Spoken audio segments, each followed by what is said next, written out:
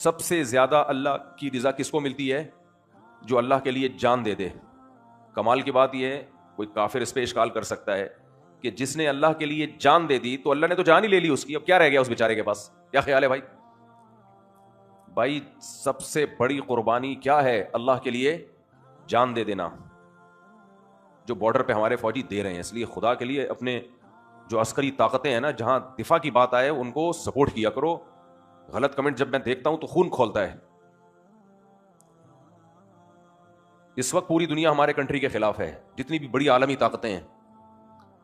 تو اس لیے جو لڑنے والے لوگ ہیں نا, ان کو ہلکا نہیں لیا کرو, ان کو سپورٹ کیا کرو. غیرت دکھاؤ, بے غیرتی مت دکھاؤ. سیاسی اختلافات چھوڑ کے جو فوجی لڑ رہے ہیں ان کو سپورٹ کرو. اس وقت جب چھتر لگیں گے نا سب کے, وہ لگ چکے ہیں, لیبیا میں بھی لگ چکے ہیں, عراق میں بھی لگ چکے ہیں, شام میں بھی لگ چکے ہیں, اور خدا کی قسم وہ چھتر کم ہیں جو میرے اور آپ کے لگیں گے, وہ سوچ سے بھی زیادہ ہیں. بھول جاؤ گے غزہ کو اور باقی ساری دنیا کو. آج کل نیوز آ رہی ہے نا, میں کمنٹس دیکھ رہا ہوتا ہوں, لوگ ابھی بھی پاگل ہوئے ہیں, دماغ سیٹ نہیں ہے ان کا. جب بھی لڑائی ہوتی ہے اپنے فوجیوں کو سپورٹ کرنا چاہیے. اس میں یہ ہمارے لیے لڑ رہے ہیں, یہ اسلام کے لیے لڑ رہے ہیں. لوگ کہتے ہیں کہاں کا اسلام؟ میرے بھائی مسلمانوں کے لیے تو لڑ رہے ہیں, تو مسلمانوں کے لیے لڑنا جہاد نہیں ہے کیا؟ نبی صلی اللہ علیہ وسلم نے فرمایا من قتل دون مالہ فہو شہید, جو اپنی مال بچاتے ہوئے مارا گیا وہ بھی شہید ہے. تو ملک بچا رہے ہیں, اور یہ ملک بھی مسلمانوں کا ملک ہے. ایسے ایسے صحافی آئے ہیں, اتنی غلاظت, اتنا گند پھیلا رہے ہیں سوسائٹی میں, اور ان میں میجورٹی وہ ہے جو ملک سے بھاگے ہوئے ہیں, ان کو پاکستان سے کچھ لینا دینا نہیں ہے. اتنی تلبیس, اتنا حق اور باطل کو خلط ملط کر کے بیان کیا جا رہا ہے. لوگ سن رہے ہیں, بیٹھ کے کمنٹس کر رہے ہیں. کسی بھی ملک کی جب فوج کمزور ہوتی ہے نا, تو فوج کا نقصان نہیں ہوتا اتنا, پبلک گئی, بیڑا غرق. اور حیرت کی بات ہے, کئی اسلامی ملکوں کے حالات, ایران کا دیکھو کیا کیا ہے. تو یہ ایک ایک کر کے نمبر آئے گا سب کا پھر. خیر کہیں اور کو جا رہا ہوں میں. بات کیا چل رہی تھی, دماغ سے نکل گیا. نہیں میں وہ بات کر رہا تھا شادی کو چاہیے, دونوں کا الگ الگ سوچ ہوتی ہے. خیر, تو سارا مسئلہ ہے برداشت کا. خواہشات پورا ہر ایک پوری کرنا چاہتا ہے. میں بتا رہا تھا شہید کی مثال, کہ شہید اللہ کے لیے جان دے دیتا ہے, لیکن ملتا کیا اس کو؟ اس کی تو جان ہی گئی. تو سب سے بڑا اشکال تو یہاں ہوگا, جس نے خدا کے لیے, اللہ کے لیے جان دی ہے, اللہ کے لیے جس نے قربانی دی ہے, اسے تو کچھ بھی نہیں ملا, اس سے تو اللہ نے جان ہی لے لی, تو رہ کیا گیا اس کے پاس؟ تو بھائی یہ ان لوگوں کی باتیں ہیں جو آخرت پہ یقین نہیں رکھتے.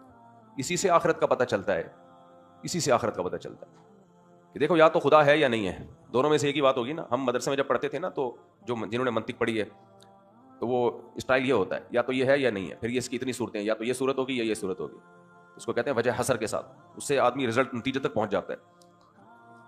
بھائی اس کی دو صورتیں ہی بن سکتی ہیں, یا تو یہ ہوگا یا یہ ہوگا. جتنے امکانات ہوتے ہیں نا, اس کو آپ جب کسی چیز کا تجزیہ کرتے ہیں نا, تو اس کے پہلے جتنے بھی امکانات ہوتے ہیں ان امکانات کو کھول دینا چاہیے. جب بھی کوئی کام کرنے جاؤ نا, تو اس میں یہ سوچا کرو اگر میں یہ کام کروں گا تو یہ بھی ہو سکتا ہے, یہ بھی ہو سکتا ہے, یہ بھی ہو سکتا ہے. تو یا تو یہ ہوگا یا یہ ہوگا, یا دونوں میں سے کچھ بھی نہیں ہوگا. تو اگر یہ ہو گیا تو پھر اس میں یہ ممکن ہے, یا تو یہ ہوگا یا یہ ہوگا یا یہ ہوگا. مثلا جمشید نے پیسے مانگے آپ سے, تو آپ نے اس کو پہلے ایسے نہیں اٹھا کے پکڑا دیا. آپ کہو یا تو میں اس کو پیسے دوں گا یا نہیں دوں گا. اگر میں پیسے دوں گا تو پھر کیا ہو سکتا ہے؟ یہ ہو سکتا ہے کہ ہو سکتا ہے یہ لے کے بھاگ جائے, یہ بھی ہو سکتا ہے کہ نہ لے کے بھاگے. لے کے بھاگ گیا پھر تو گلی مک گئی. نہیں بھاگا تو پھر ہو سکتا ہے کہ کاروبار میں پروفٹ ہو سکتا ہے کاروبار میں پروفٹ نہ ہو. اگر کاروبار میں پروفٹ نہیں ہوا تو بھی بیڑا غرق, اور اگر پروفٹ ہو گیا تو ہو سکتا ہے جو اوریجنل پروفٹ ہے وہ یہ بتائے, اور ہو سکتا ہے چھپائے. پھر اگر یہ اوریجنل پروفٹ بتائے گا تو ہو سکتا ہے 2-4 مہینے مجھے دے, اس کے بعد نہ دے, اور ہو سکتا ہے 2-4 مہینے بھی نہ دے. اور اگر پیسے میں نے نہیں دیے, یہ تو ایک والی صورت ہے نا, اس کو توڑ رہے ہیں آپ, اور اگر پیسے میں نے نہیں دیے تو کچھ بھی نہیں ہو سکتا. صرف یہی ہے کہ پیسے میرے محفوظ ہیں. ایک دم اینڈ پہ درست نتیجے پہ پہنچو گے کہ نہیں پہنچو گے؟ نتیجہ نکلا کہ نہیں دینے جمشید کو پیسے. نہیں آئی سمجھ بات؟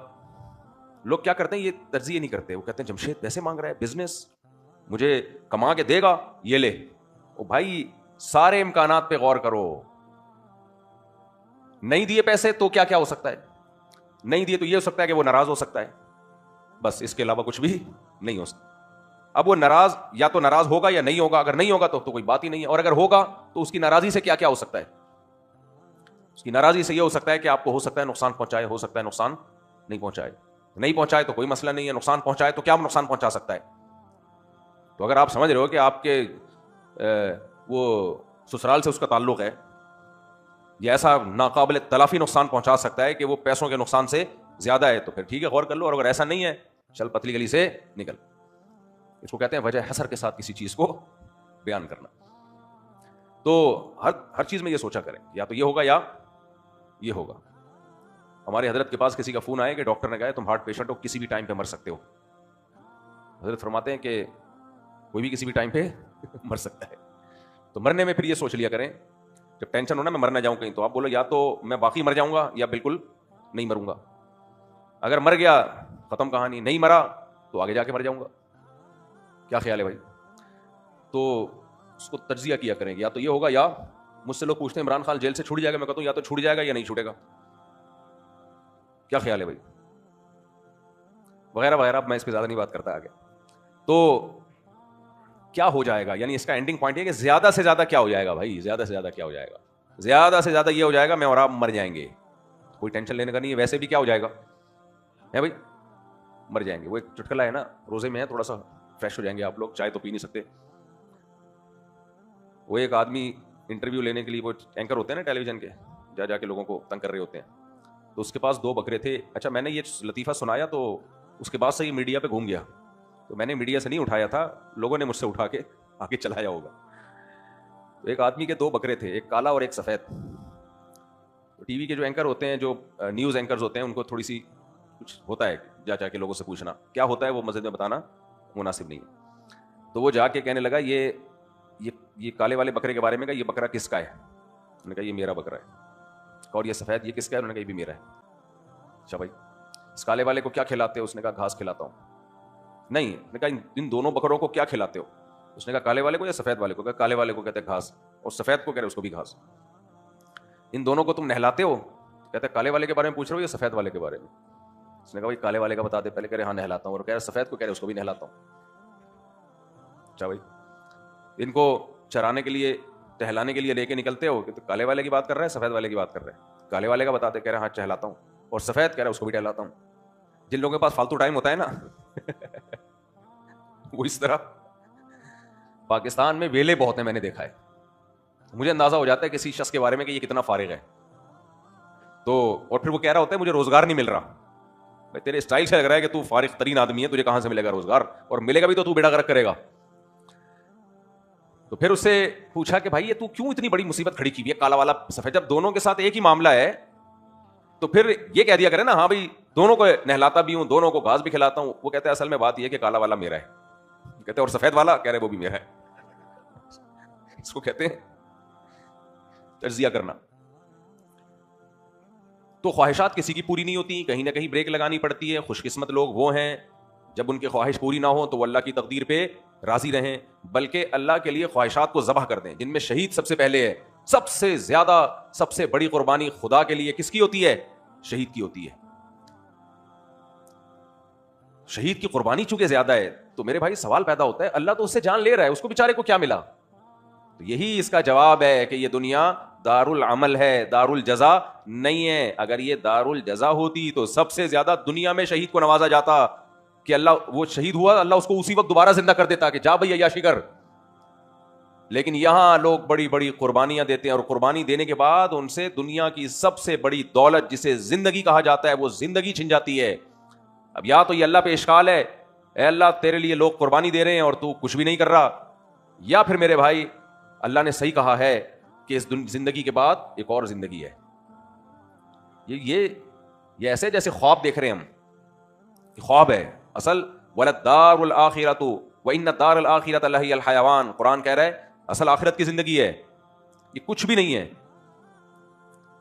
تو جب تک وہ آخرت دماغ میں آئے گی نہیں نا, کامیابی اور ناکامی اور اچھائی اور برائی کا کانسیپٹ کلیئر نہیں ہوگا. دیکھو کافر 180 ڈگری پہ ہوتا ہے مسلمان سے, وہ خوش ہو رہا ہوتا ہے کہ میں بالکل فٹ فاٹ ہوں. مسلمان کو اس سے غرض نہیں ہے کہ مجھے خوشیاں مل رہی ہیں غم مل رہے ہیں. مسلمان کو سب سے پہلے اس سے غرض ہے کہ یہ خوشیوں میں اللہ راضی بھی ہے کہ نہیں ہے. حرام کما کے بھی خوشیاں مل جاتی ہیں نا لوگوں کو, پیسہ کما لیتے ہیں. انسانوں کو قتل کر کے بھی لوگ عیاشی کرتے ہیں, تو عیاشی تو ہے وہ بھی, لیکن اللہ اس پہ راضی ہے یا نہیں ہے؟ اللہ خوش ہے یا نہیں ہے؟ اللہ خوش نہیں ہے تو کیا کرنا ہے بھائی؟ اللہ خوش نہیں ہے تو کیا کرنا ہے؟ تو خواہشات کو کنٹرول کرنا یہ انسان کے لیے بہت ضروری ہے. وہ والی خواہشات نہیں جو ڈاکٹر کہتے ہیں, وہ خواہشات جن کو مذہب نے حرام قرار دیا ہے. آج خواہشات کنٹرول کرتے ہیں, کافر بھی کرتا ہے, لیکن کون سی خواہشات؟ جس کا اس کی صحت سے تعلق ہے, یا بہت نیک ہوگا تو وہ جس کا انسانیت سے تعلق ہے, بس وہ خواہشات کنٹرول کر لے گا.